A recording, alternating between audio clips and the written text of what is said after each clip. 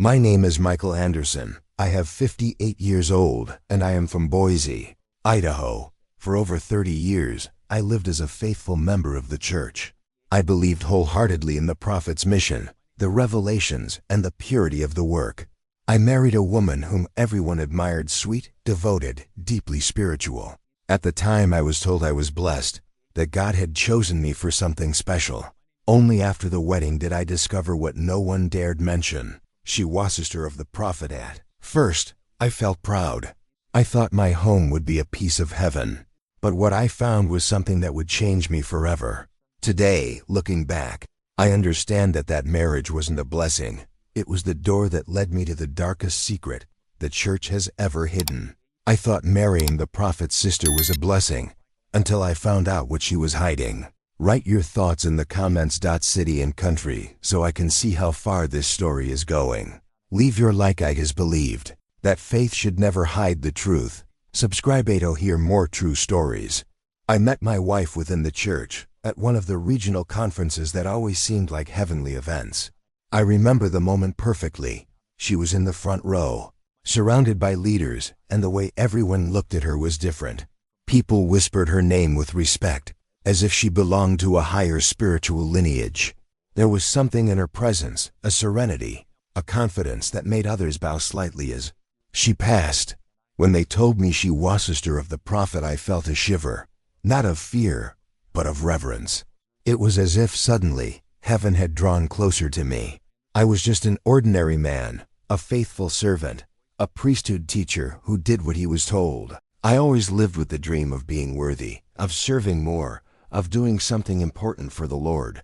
So when we started talking, I felt that God was giving me something I would never have dared to ask for. She spoke with an almost divine sweetness. She had a sparkle in her eyes that made it seem as if every word came with an eternal purpose. And when she looked at me, I felt as if I were being seen not by a woman, but by someone who understood my soul. The first few months were steeped in spirituality. We prayed together, studied the scriptures, and fasted for others. And every time we were in the presence of the prophet, his brother, I felt a different kind of energy in the air. It was as if I were standing before someone who spoke directly to God. And in a way, that's what everyone believed. His family was treated as an extension of the divine, a chosen, untouchable lineage. When I announced our engagement, the community's reaction was indescribable. People embraced me as if I had been blessed with a heavenly calling.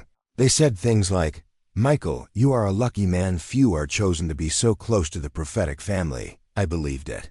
I felt that my marriage was not just a union between two hearts, but a spiritual covenant sealed by heaven itself. The wedding day was treated almost like a sacred event. The ceremonies inside the temple have a different atmosphere, a reverent silence, a sense of eternity hanging in the air. As I prepared, I remember looking in the mirror and repeating to myself, "I am worthy. I am ready. God has chosen me." When she entered the room dressed in white, I felt that nothing in the world could be purer. People cried. Some said that this wedding was a prophetic sign-off, new times of blessings for the church. During the dinner following the ceremony, local leaders gave emotional speeches. One of them even said that this union symbolized the marriage between faith and divine promise. I naively absorbed every word as if it came from the Lord himself. I believed that this was the purpose of my life, to protect, honor, and serve that woman, and through her, to serve God. Spending time with the prophet's family reinforced this idea of privilege. Visits to their home were always marked by long prayers, hymns, testimonies, and an almost military spiritual discipline. Everything was done with extreme reverence. They didn't laugh loudly, they didn't talk about trivialities, and even meals seemed like ceremonies. At first, this impressed me deeply. I felt small, but at the same time honored to be among such spiritual people. My wife often spoke about how important it was to protect the family name, to keep the image of the prophet untouched, and I agreed without question. I thought it was simply spiritual zeal, a way of caring for the sacred legacy. She said that the Spirit should dwell constantly in our home, and therefore certain subjects should never be mentioned, especially about the prophet's childhood or internal family gatherings. At the time, this didn't seem strange to me. I saw it as part of the divine mystery surrounding that lineage. As the months passed, I began to notice how people treated me differently. There was respect, but also fear. When I entered a room, conversations stopped. When I spoke, everyone listened attentively. I had become, without realizing it, an extension of her prestige and consequently, of the prophet himself. It was a strange, almost intoxicating feeling.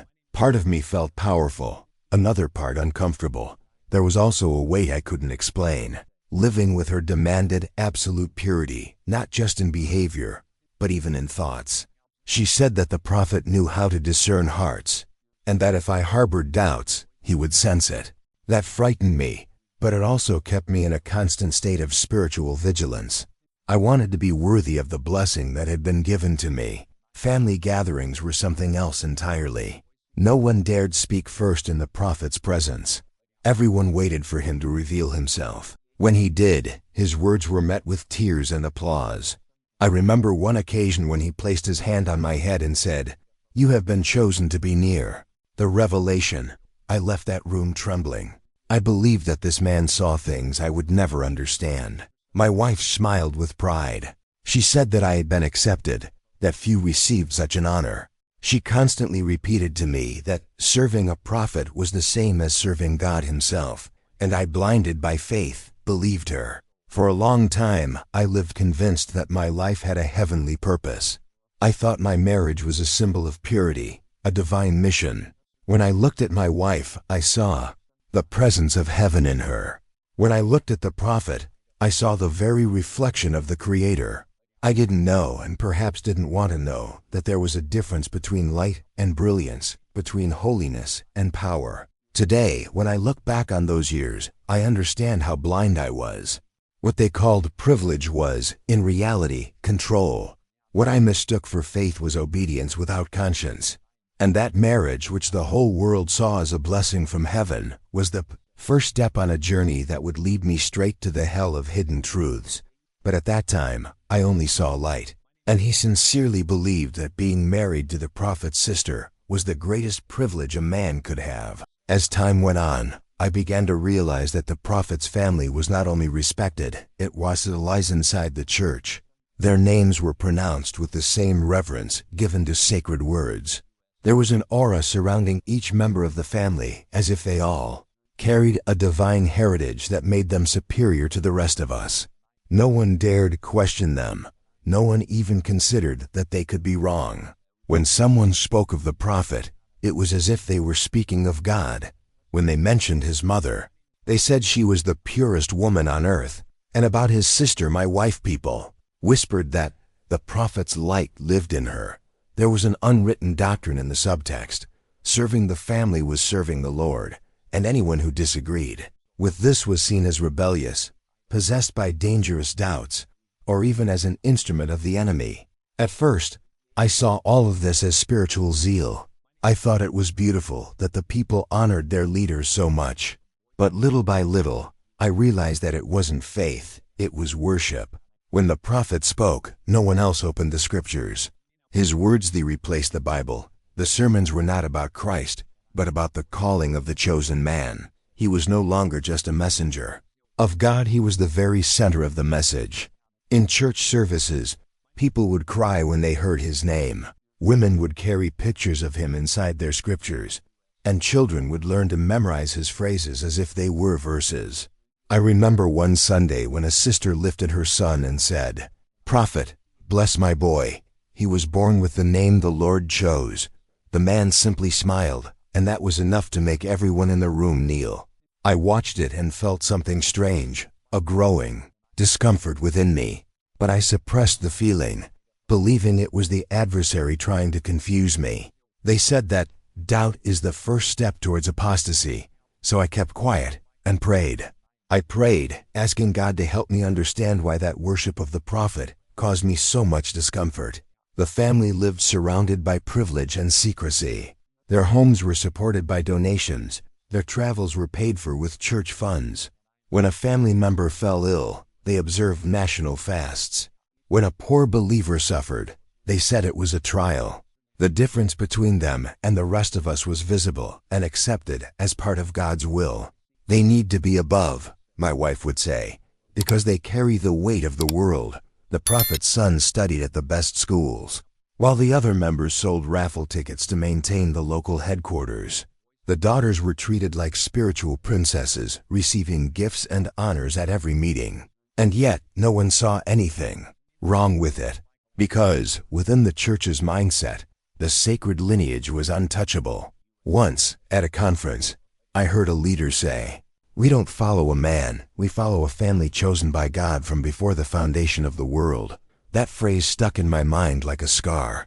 It was as if God had ceased to be the focus, and the prophet's blood had taken his place.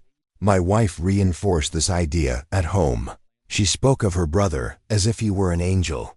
She said he had gifts that surpassed human understanding, that his word was direct light from the heavenly throne. Any criticism or doubt about him was seen as blasphemy. I even witnessed members being expelled simply for asking questions. In family gatherings, everything revolved around the prophet. Even when he wasn't present, it was as if he were. Conversations began and ended with his name. When something went wrong, everyone would say, "If the prophet were here, this wouldn't have happened." When something went right, they would affirm, "It's his hand guiding us." Gradually, I realized there was no room for independent thought. The Holy Spirit had been replaced by the prophet's voice. I began to feel a different kind of fear, the fear of thinking, the fear of having an opinion, the fear of seeing something that contradicted the perfect image of the family. It was like living under spiritual surveillance, where even thoughts had to be pure. The doctrine of unconditional love for God was replaced by the doctrine of unconditional loyalty to the prophet and his followers.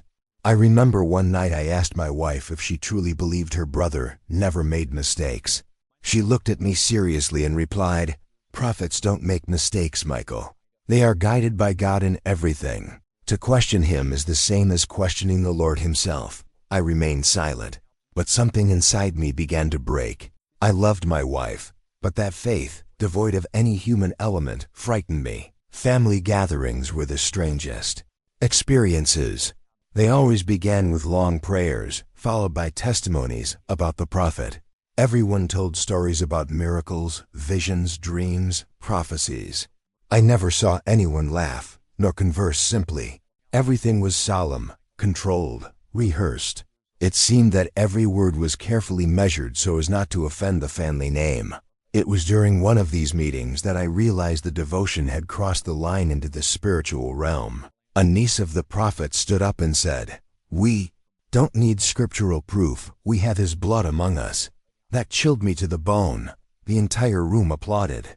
And I, paralyzed, wondered, at what point did faith turn into idolatry?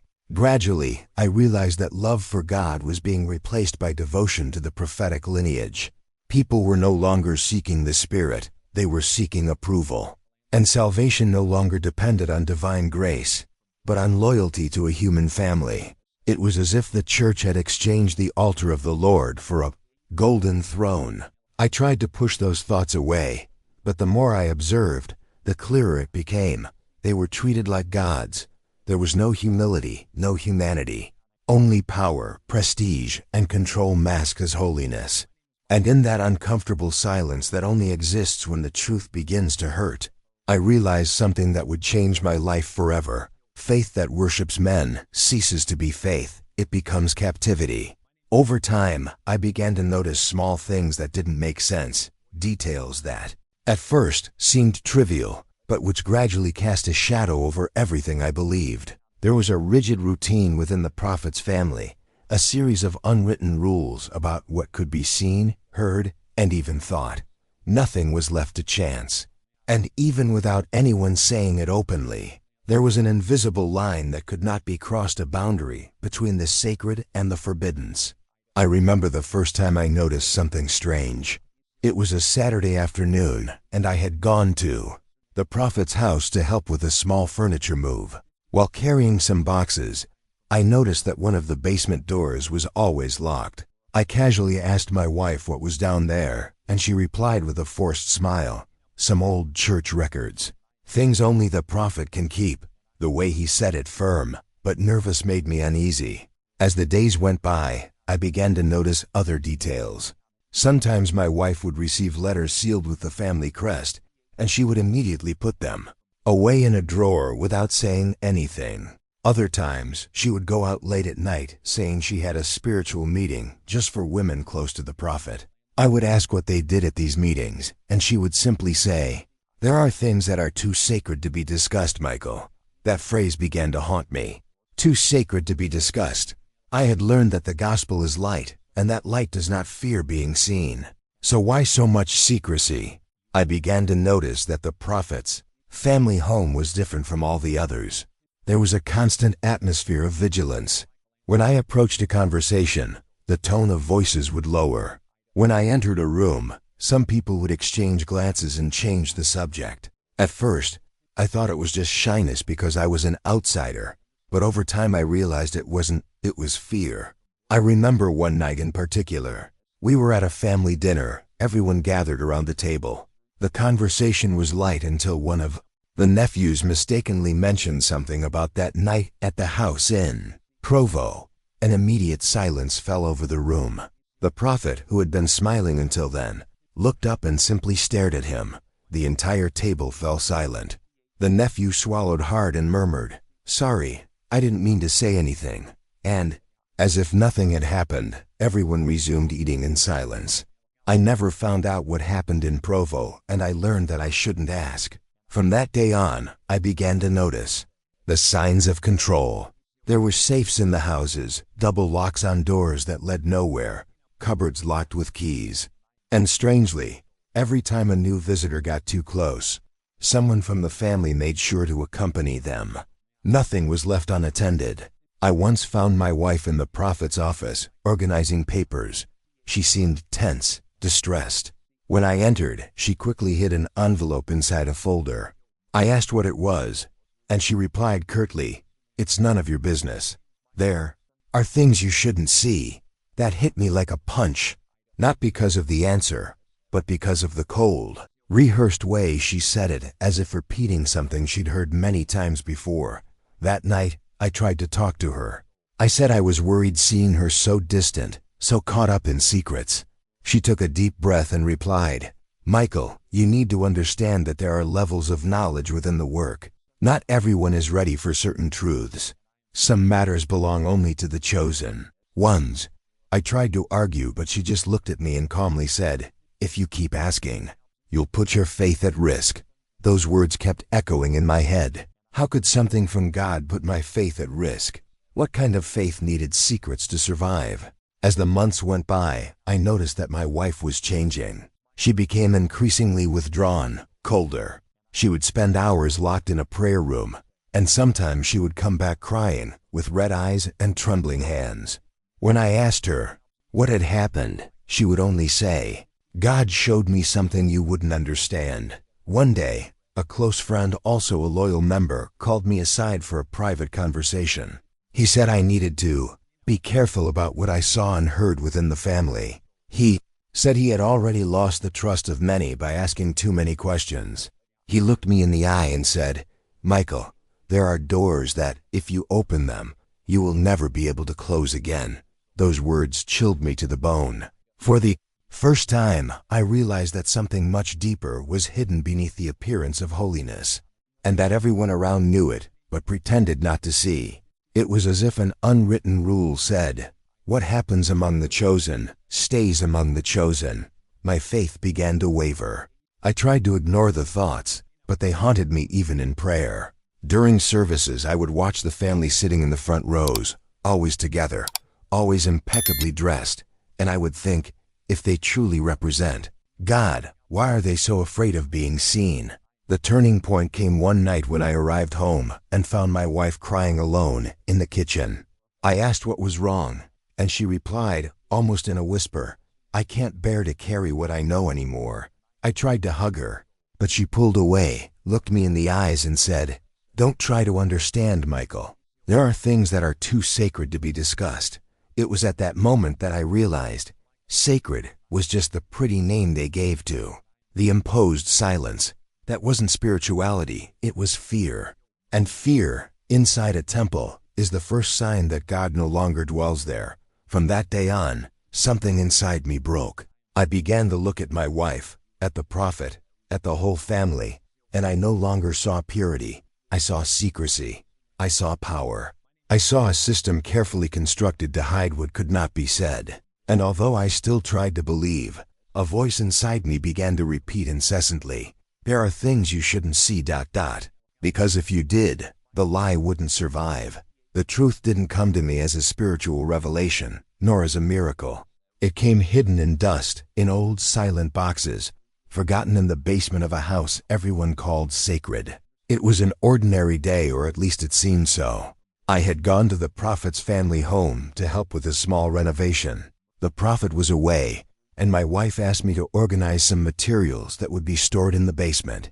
The light was dim, the air thick, and each step I took seemed to distance me a little further from what I knew as faith. Down below, among old furniture and dust-covered shelves, I found a pile of wooden crates with faded labels. Some bore dates from decades ago. Others had only the initials, FP, Family of the Prophet. I thought they were administrative documents, perhaps historical records of the church.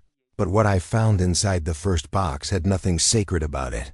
There were letters, hundreds of them, carefully folded, all handwritten. Most bore the names of church members and specific dates. I began to read one, and my blood ran cold. They were women's stories. They were asking for help, denouncing strange behaviors, situations of spiritual and psychological abuse. Some letters were addressed directly to the prophet's mother, others to the leader himself, pleading for justice, for answers, for mercy. None had been answered. They were all there, piled up, hidden. I continued exploring and found sealed envelopes, bearing the official symbol of the church. Inside were financial reports and donation records, but the numbers didn't add up. Thousands of dollars had been diverted under generic categories: spiritual assistance, revelation projects, support for the chosen. It was money coming from humble families, widows and young missionaries who gave every penny believing they were serving God. All of it ended up in accounts controlled by the prophet's family. The more I read, the harder it became to breathe. There were also handwritten notebooks with lists of names and symbols next to them. Some names were crossed out, others marked with a red cross. Next to certain initials, the word disciplined or re-educated was written. I didn't know what that meant, but the cold, bureaucratic tone made it seem as if lives had been treated like spiritual statistics.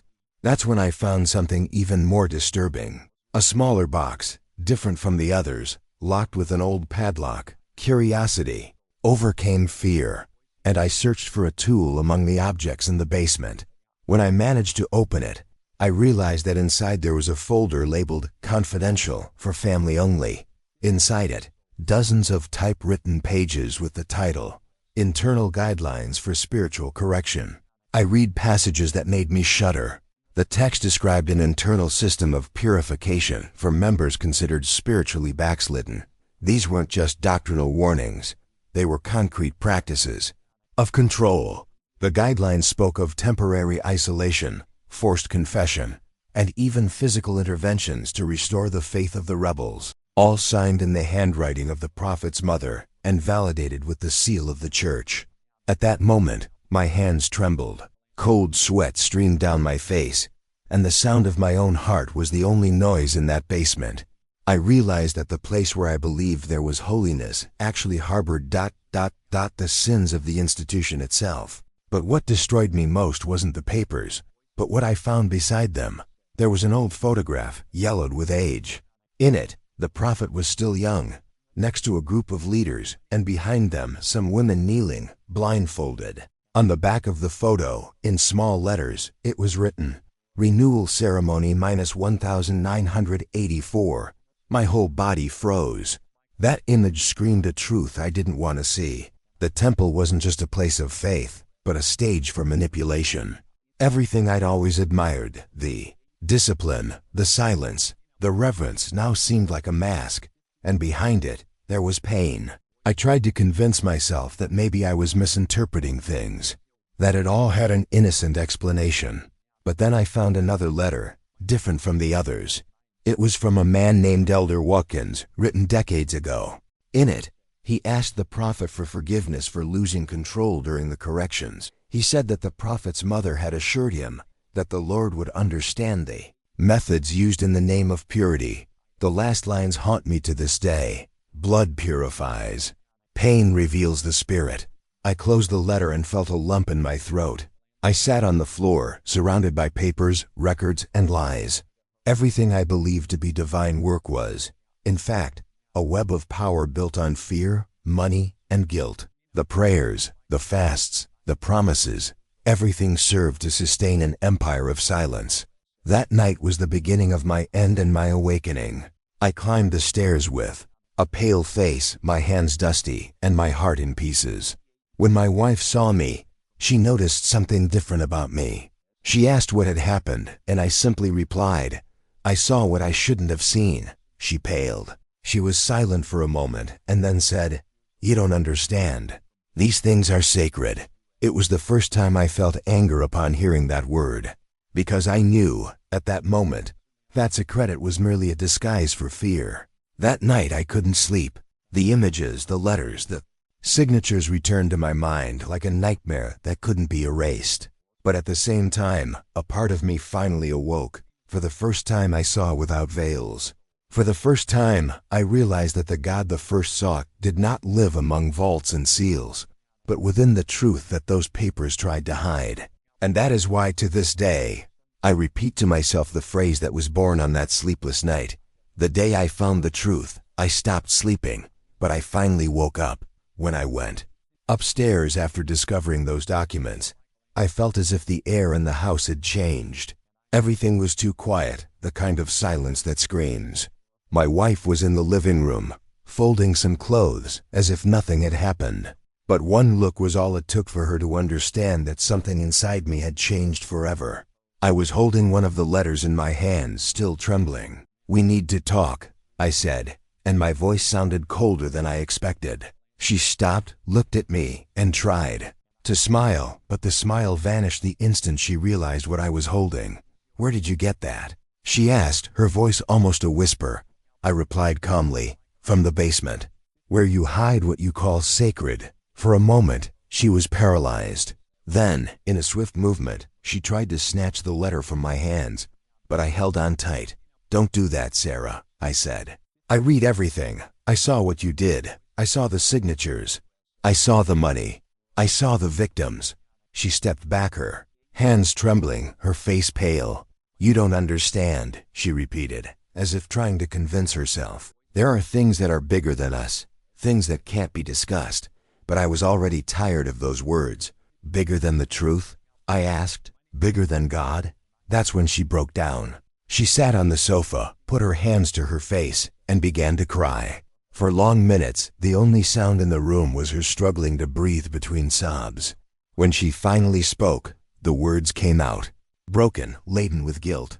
"I never wanted you to know," he said. "They promised it was for the good of the church, that it was all part of a divine plan. They said the people wouldn't understand, that certain decisions had to be kept secret to preserve the faith. And I believed them, Michael. I believed it all." I sat down opposite her, trying to remain calm. "And what exactly did you hide, Sarah? What did the prophet command you to hide?" She looked me in the eyes, a look I had never seen before, full of fear and shame, and replied, almost voicelessly, "You can't imagine. And even if you could, you couldn't bear to hear it." "Then make me endure it," I insisted. "Because living with lies is worse than facing any truth." She took a deep breath and began to speak hesitantly, like someone carrying a burden for decades. "The family always knew things that couldn't come to light. Decisions made by the prophet, agreements made with influential people, delicate situations. All of that needed to be protected. We were the guardians of the church's reputation, and there was a clear order. The truth had to remain in the dark until the end of time." Those words struck me like a blade. Until the end of time. It sounded like a sentence, a curse pronounced in God's name to justify human silence. "And you obeyed?" I asked. "All these years?" She nodded, weeping. I was taught to believe that questioning the prophet was the same as betraying God himself. I served him as I served the Lord, and every time I saw something wrong, they would say, "Sarah, it's not your role to understand. It's your role to trust." I started pacing the room, trying to control my anger and despair. Trust in whom? In men who hide crimes? In leaders who feed off people's faith? In a prophet who commands silence about the suffering of the innocent? She stood up, her eyes brimming with tears, and tried to touch my hand. "Michael, you need to understand. The prophet is the chosen one. He carries a weight none of us can imagine. There are sacrifices he makes in the name of the greater good."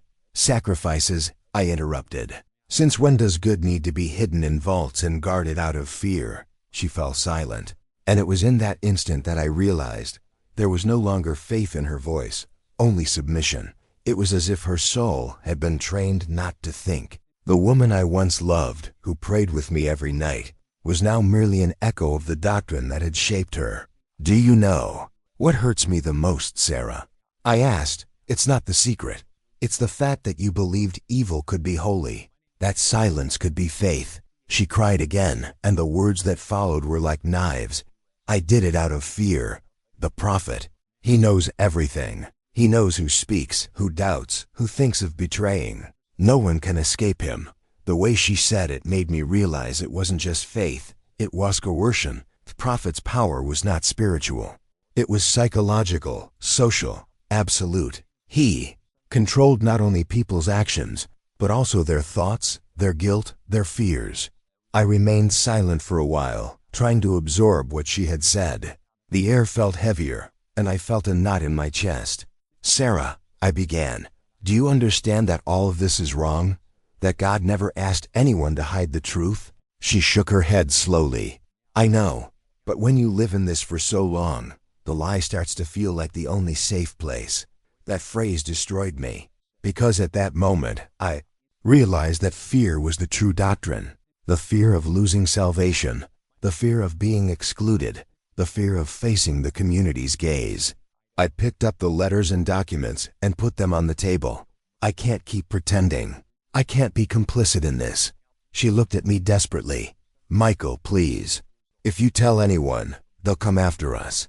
You don't understand what this family is capable of." "Then it's true," I replied. "They consider themselves above God." She remained silent. There was nothing more to say. I went to the window, looked at the dark sky, and felt a mixture of pain and clarity. Everything I believed in, faith, marriage, the church, had crumbled. But within that collapse there was also something new: freedom. I looked at her and said calmly, "You were right about one thing, Sarah. There are things I should never have seen. But now that I have, I can no longer close my eyes." She began to cry again, and between sobs murmured, "You were never supposed to." "No, Michael. That was the commandment. No one outside the lineage should know," I simply replied, in a firm voice. "And that is why God made me discover it." At that moment, I understood that the faith that demands blindness doesn't come from heaven, it comes from fear. And while she remained silent, I knew the truth, finally, had begun to emerge from the darkness. After that night, nothing seemed to make sense anymore. The world I knew, the prayers, the chants, the temple, the certainty of serving a just God crumbled like a sandcastle. I felt like someone waking from a dream, only to discover that the dream was the only place where they could breathe. The truth had set me free, but it had also left me without solid ground. For days I couldn't pray. Every time I tried, the words died before reaching my lips. It was as if there was an invisible wall between me and heaven. I looked at the ceiling of my room, at the same place where I had so often asked for blessings, and I wondered who was listening to me all this time. My wife tried to act as if everything could go back to normal. She made coffee, read the scriptures, and talked about Sunday service. But her eyes betrayed her guilt, and no matter how hard I tried, I couldn't pretend that nothing had changed. The nights were the worst. We lay side by side, but there were miles between us. I thought about the years of dedication, the tithes, the early morning fasts, the promises we made to serve the Lord, and now All of that seemed like a carefully orchestrated performance by men who confused authority with divinity. At times I felt anger. At others, a sadness so profound I could barely breathe. And amidst all of this, a question hammered inside me. What is worse, living a comfortable lie or facing a truth that destroys everything? The dilemma was suffocating. Part of me wanted to protect my wife. Despite everything, she was still the woman who had shared a whole life with me, who believed she was doing the right thing. But the other part, the part that still believed in justice, told me that silence now would be complicity. I began to realize how much my faith had been shaped. At sea, I was trained to associate doubt with sin, questioning with rebellion. Obedience is the first principle of the gospel, they said. When the prophet speaks, the debate ends. I believed that for decades. But now, looking into my wife's empty eyes and remembering the hidden letters, I understand that this blind obedience wasn't faith, it was fear disguised as devotion. I went to the chapel on Sunday, even though I didn't feel like it. I wanted to understand if there was still something there for me. When I entered, the familiar smell of polished wood and the soft sound of the piano hit me with a painful nostalgia. It was like returning to my childhood home after discovering that it had always been built on rotten foundations. During the service, the new bishop spoke about perseverance in trials. He said that the chosen are tested with doubts, but the faithful do not stray. The people around me nodded their heads, moved, repeating, "Amen." I remained silent. I felt a lump in my throat and for the first time realized that that place no longer belonged to me. After the service, an old friend approached me. "You seem distant, brother," he said. I smiled weakly and replied simply, "I'm trying to understand the difference between faith and blindness." He looked at me confused, as if I had spoken heresy, and just walked away. I returned home in silence. On the way, I passed the temple, that imposing building of white marble that for so long had symbolized for me the presence of God on earth. I looked at it and felt something I had never felt before. Empty, it was beautiful on the outside. But now I knew what lay hidden inside: secrets, fear, and a carefully guarded silence. That night, I sat on the porch and gazed at the sky. I thought about how many times I had raised my hands to that same sky, begging for answers. And now, for the first time, the answer seemed clear. Perhaps God was never confined within stone walls. Perhaps he was always waiting for me to open my eyes. My wife approached, hesitant. "Do you still believe in God?" she asked. It took me a while to answer. "I believe," I finally said, "but not in the God they created. Not in the God who demands silence in the face of injustice." She lowered her head and began to cry. And seeing her tears, I realized that there was pain in her too, not just guilt, but the weight of a lifetime of submission. The system didn't just deceive. It molded hearts, turning good people into prisoners of fear. I wanted to comfort her, but I couldn't lie. I simply said, "Sarah, I still love you, but I cannot love a faith built on lies." That night, sleep wouldn't come. I wandered around the house, touching the furniture, the books, the mementos. Everything seemed contaminated. Each object carried the symbol of a faith that now made amnesias. In the mirror, I looked at the reflection of a man who no longer knew who he was. I had been a father, a husband, a deacon, a missionary, a faithful man. But now, I was just someone trying to relearn how to believe, not in the institution, but in something greater and purer. I thought about all the times I had taught other men to trust the prophet, and I wondered how many people I had helped keep trapped in the same deception. That guilt was the hardest burden to bear. In the following days, the prayers returned, but differently. They were no longer pleas, but conversations with a God who needed neither temples, nor titles, nor intermediaries. A God who perhaps had been there all along, waiting for me to stop obeying and begin to see. And it was in this new kind of faith, silent, solitary, but true, that I began to find peace. There was still pain, there was still loss, but there was also something I had never felt before: spiritual honesty. Now I understood with an almost cruel clarity the phrase that had been echoing inside me from the beginning. They taught me faith meant obedience, but real faith means seeing, even when it hurts. and for the first time I could finally see. In the days following my crisis of faith, a mixture of anger and a need for answers pushed me down a path I had never imagined I would take, that of openly questioning the church that had shaped my entire life. I needed to know if I was the only one feeling that weight, or if there were others who had also seen what I had seen. It was then that, by chance, or perhaps by providence, I encountered a group of former members who had been expelled years before. People who, until then, I had believed to be apostates, enemies of the truth, lost souls. But in talking with them, I realized that perhaps they were the only ones truly free. We arranged a discreet meeting in a small house on the outskirts of town, away from the watchful eyes of the faithful. When I arrived, I found men and women of all ages, some with weary eyes, others with silent anger. Each carried their own story of disillusionment. There were former bishops, former seminary professors, women who had served in ward presidencies, and they all had something in common. They had seen too much and decided not to remain silent. At first, I hesitated to speak. The old fear still lingered within me, the fear of being punished, the fear of offending God.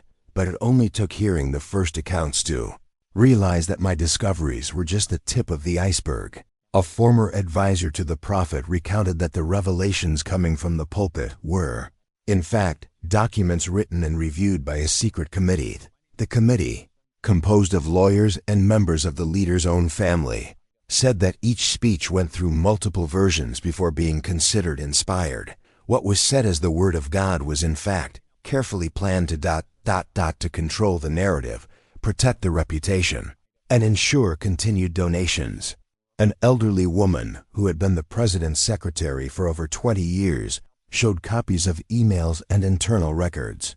In one of them, an instruction was clearly visible. Avoid mentioning the term human error. Every decision of the prophet should be presented as divinely inspired. Another document spoke of the manipulation of missionary funds, diverted to support family properties and personal trips. It was impossible to deny the church had transformed itself into a spiritual corporation with earthly aims. As I listened, a part of me still tried to resist. I wanted to believe there had been some misunderstanding, that it was all a product of resentment. But then a man named David, a former stake leader, said something that pierced me like a knife. The prophet does not speak for God. He speaks on God, but always in his own name. And the people obey because they fear hell more than they love the truth. Those words kept echoing inside me. I had lived for decades believing that obedience was the purest form of faith. But now I realized that obeying without questioning was the shortest path to spiritual slavery. The group presented further evidence, records of suppressed internal investigations, covered up abuse cases, testimonies from people silenced with threats of excommunication. A former church accountant revealed spreadsheets detailing the destination of donations, sacred funds used to buy stocks, real estate, and even finance. Political campaigns disguised as humanitarian projects. Each new piece of information was like a blow to my soul.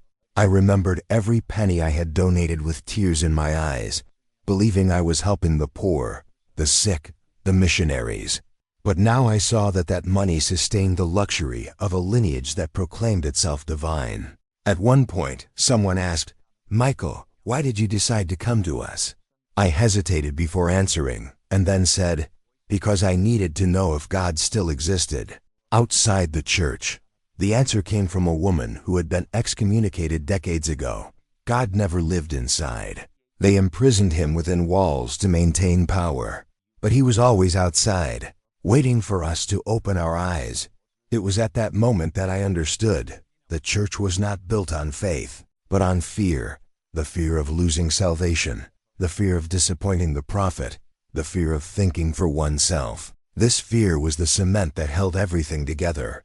And ironically, what we called testimony was nothing more than conditioning. As I left that meeting, I felt something different in the air. For the first time in months, I took a deep breath and felt the weight lift. But then came the emptiness. What to do with all of this? I couldn't just go home and pretend nothing had happened. As I drove through the dark streets, David's words came back to my mind. The prophet speaks with a human voice, but places himself on the throne of God. That was exactly it. He had become an idol, and we, the worshippers. And idolatry was humanity's oldest sin. In the following days, I began to gather my own evidence. I kept copies of the letters, records, and notes. I spoke with more people, some still within the church, but secretly disillusioned. I discovered that many knew, but were afraid of losing everything: family, job, status. Because in that system, questioning the prophet was not just disobedience, it was social suicide. I realized that the true control of the church was neither financial nor political, it was emotional. They knew exactly how to manipulate guilt, how to transform doubt into sin, how to make silence seem like virtue. And in a way, we were all complicit in it. One night, sitting on the porch again, I looked up at the sky and whispered, "If the prophet does not speak for you, then where are you, Lord?" The wind blew gently, and for the first time, I felt that God was not distant, just free. And perhaps for the first time I was too. At that moment, I realized there were two kinds of faith: the faith that keeps you blind and obedient, and the faith that makes you see and endure what you see. The first builds temples, the second destroys prisons. And there, in the silence of the night, I understood what it truly meant to believe. The prophet's words were never from God. They were from fear. And I won't live afraid anymore. The decision to walk away didn't come overnight. It was like slowly dying to everything I knew, until one day I realized there was nothing alive left in that system. The faith that once sustained me was now the weight dragging me down. And then one morning, I woke up knowing I couldn't go on. I closed the scriptures, folded the jacket I wore every Sunday, and looked at myself in the mirror. The man I saw there was no longer the faithful believer who thought every word of the prophet. He was someone who had touched the truth and could no longer pretend not to have felt its fire burning. When I announced I was leaving the church, the silence was immediate. First came disbelief, then condemnation. The bishop called me into a counseling meeting, which was actually a disguised tribunal. Sitting before men I once called brothers, I heard the same words I had so often used against others: "You are being influenced by the enemy." I almost laughed because if seeking the truth is being an enemy, then perhaps God is closer to hell than to those walls. I tried to explain what I had discovered: the letters, the manipulations, the system of fear that underpinned it all. They didn't want to listen. One of them said, "Even if all this were true, it's better for a man to sin in silence than to tarnish the image of the prophet." It was at that moment that I understood that the church no longer served God, it served its own image. I returned home in silence. My wife was waiting for me, her gaze cold and distant. She already knew. I had become a threat, not only to her, but to the entire structure that kept her safe. "They said that if you continue, you will be excommunicated," she said, almost without emotion. "And if that happens, I can't stay." I tried to make her understand. I said that I wasn't rejecting God, only the lie. That my faith, for the first time, was being built on something true. But she simply replied, "The prophet is the voice of God. If you reject him, you reject the Lord himself." That was the last honest conversation we had. 2 days later, she was gone. He took with him some clothes, the scriptures, and the temple ring we swore never to take off. There were no screams, no goodbyes, just a huge, silent emptiness, as if the echo of all those years of obedience had finally died away. My friends disappeared too. The messages stopped. The invitations ceased. I became the subject of whispered conversations in the hallways, an example of how pride destroys the righteous. I was erased from lists, removed from groups, forgotten in the services where I was once praised. Loneliness arrived like a desert, and paradoxically, it was there that I found peace. At first, it was difficult. Routine disappeared. The silence of the mornings replaced the hymns, and the sound of Bible pages being turned gave way to the wind rustling through the windows. But little by little, I began to hear something different, an inner voice, calm, that didn't demand obedience, only truth. I realized that the God I was seeking didn't live in expensive buildings or honorary titles. He was there, in my pain, in my repentance, in the courage to face the emptiness and not back down. I began to walk the streets like a stranger in my own world. Each corner reminded me of a phase of my old life. The temple, now distant, seemed smaller, and for the first time, I realized that its beauty did not come from God. It came from power. People called it sacred, but all I saw was concrete and fear. On a cold afternoon, I sat on a park bench and watched a child playing, alone, smiling at nothing. It was in that instant that I understood what I had lost and what I had found. I had lost the institution, the status, the comfort of certainty. But I had found the freedom of no longer having to pretend. I began reading the scriptures again, this time, without the filter of imposed interpretations. Verses that once seemed like commands now seemed like whispers of hope. You will know the truth, and the truth will set you free. I had never understood what that meant. Until now. When the official letter of excommunication arrived, I didn't cry. There was a gold seal and a cold signature. It said I was outside the communion of saints. I smiled, because for the first time, I understood that I had never truly been in it. In the following months, I learned to rebuild my faith, not faith in the prophet, nor in the church, but in something infinitely purer, faith in a God who needs no intermediaries. I began to pray without a script, to talk to him as one speaks to an old friend. And unlike before, I felt that he was listening. Not because I was worthy, but because, finally, I was being genuine. I lost everything the religious world considered sacred. The blessing of the temple, eternal marriage, reputation. But I gained something no doctrine had ever given me, peace. The peace of knowing that my faith is not for sale, that my conscience is not the property of leaders, and that God's love does not depend on a registration number in a congregation. Today, when I look back, I don't feel hatred. I feel compassion, because I know that many are still trapped, believing that freedom is a sin. But I also know that, one day, each of them will hear the same voice that I heard, the voice that doesn't speak from pulpits, but from within the soul. Yes, I lost the church. I lost my family. I lost the comfort of community. But I found something greater than all of that. I found a God who doesn't demand silence, who doesn't impose fear, who doesn't ask for sacrifices, only truth. And that is why I can say, with the serenity of someone who has finally woken up, I lost the church, the family, the comfort, but I found God in the truth. For a long time, I lived believing that protecting the prophet was the same as protecting God. That's what we were taught, that loyalty to leadership was the greatest expression of faith, that questioning was doubting heaven itself. Today, looking back, I realize how much that thinking distanced me from the truth, because God never asked for protection. He asked for honesty. For years, I defended an institution as if it were the Creator himself. I closed my eyes to the suffering of others, to the contradictions, to the abuses, and convinced myself that obedience was synonymous with holiness.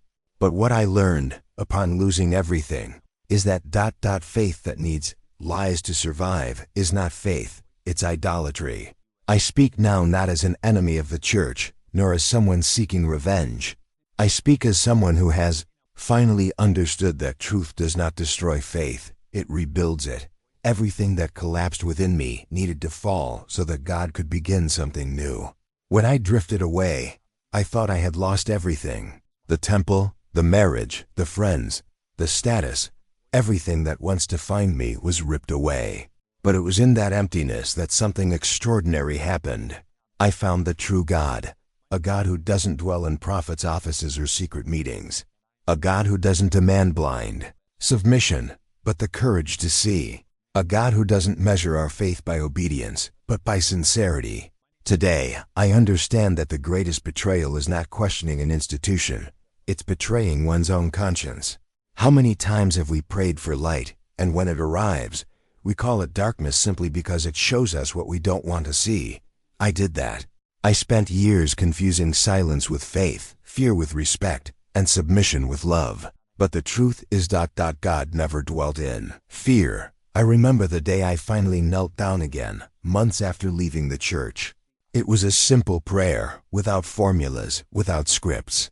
I just closed my eyes and said, Lord, I am here, without a temple, without titles, without certainties, but for the first time, true.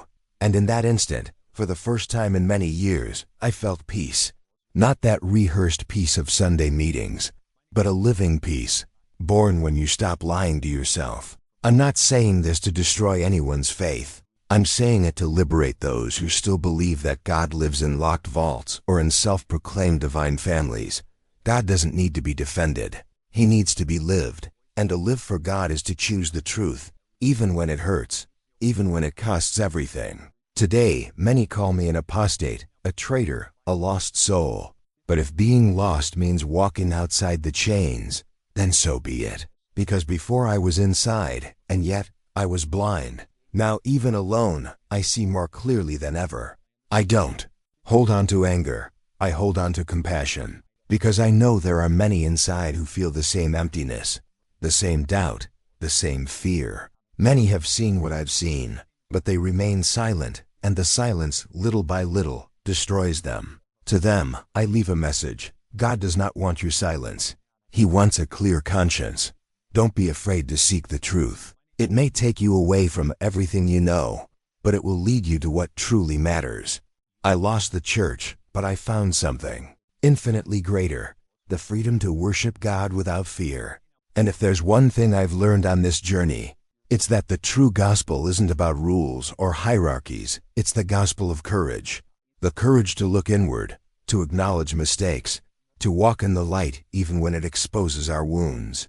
Therefore, today I can say with serenity, for years, I thought protecting the prophet was protecting God, but God never asked for protection. He asked for honesty. And if you've come this far, listening to this story, perhaps you too have felt within yourself that same unease I once felt. Don't ignore that voice. It is the whisper of God calling you out from the walls of lies. Remember, truth does not destroy faith, it purifies it.